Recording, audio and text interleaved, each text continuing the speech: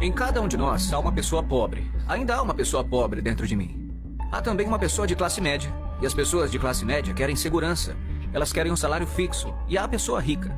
E todas elas estão dentro de nós. Só que isso não é ensinado. Você é ensinado a ir para a escola, conseguir um emprego e receber um salário. Não lhe ensinam a ficar rico. Se você leu Pai Rico, Pai Pobre, você sabe que meu pai rico se recusou a me pagar.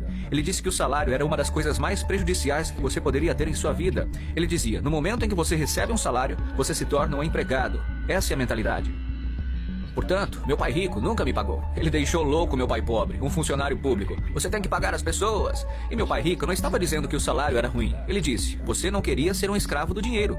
Portanto, como empresário, se o pai rico falir, eu simplesmente abro outra empresa. Não preciso de um salário. Não preciso que ninguém cuide de mim. Se meu governo não gostar de mim, eu me mudo para outro país, porque eles precisam de empreendedores. Portanto, os empreendedores, não tanto os negócios, mas os empreendedores, na verdade, a mentalidade, os conjuntos de habilidades e o conjunto diferente de regras. Veja bem, as pequenas empresas não operam com as mesmas regras das grandes empresas. O empreendedor é, em primeiro lugar, uma mentalidade, um conjunto de habilidades e funções. E dependendo do fato de você ser um funcionário ou uma pequena empresa, as regras são diferentes, as mentalidades são diferentes, os conjuntos de habilidades são diferentes.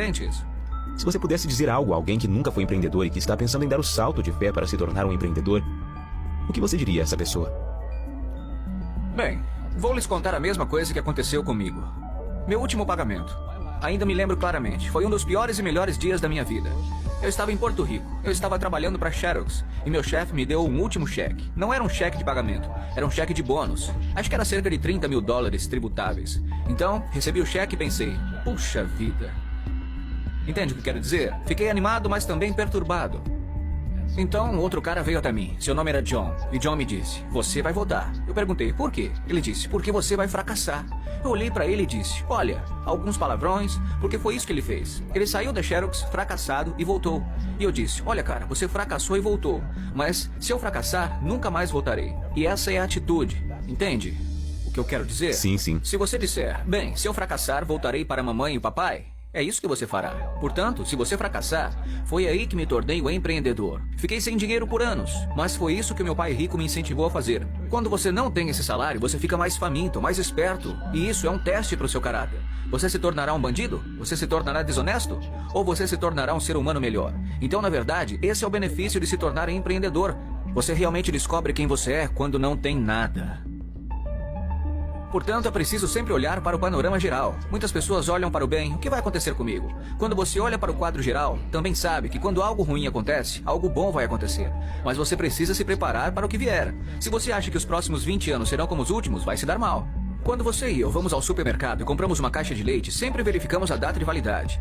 Mas a maioria das pessoas não verifica a data de validade em seus cérebros. Em vez de me livrar das dívidas, eu me endivido. Sim, acabei de refinanciar uma dívida de 300 milhões. Passei de 5% para 2,5% de juros. Ganhei uma fortuna. Todo mês entra mais dinheiro porque meu custo de dinheiro diminui. Portanto, enquanto alguns especialistas financeiros dizem, saia das dívidas, eu digo, aprenda a usar as suas dívidas.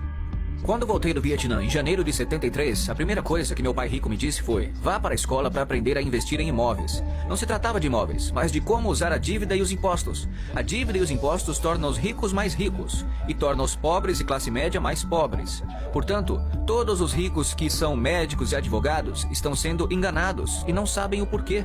Os médicos estão sendo enganados. Sim, eles recebem mais dinheiro, mas a renda familiar é menor. Com certeza. Meu médico chegou e falou assim pra mim. Ele estava feliz, falando, adivinha só, finalmente ganhei $1 milhão. E eu disse, sim, olha, quanto você paga de impostos? Ele falou, 750 mil em impostos. Portanto, o seu lucro líquido era de cerca de 400 mil. Isso não é ruim. Mas quando eu ganho $1 milhão, fico com $1 milhão. E a razão é que eu não ganho isso trabalhando por dinheiro. Veja, se você trabalha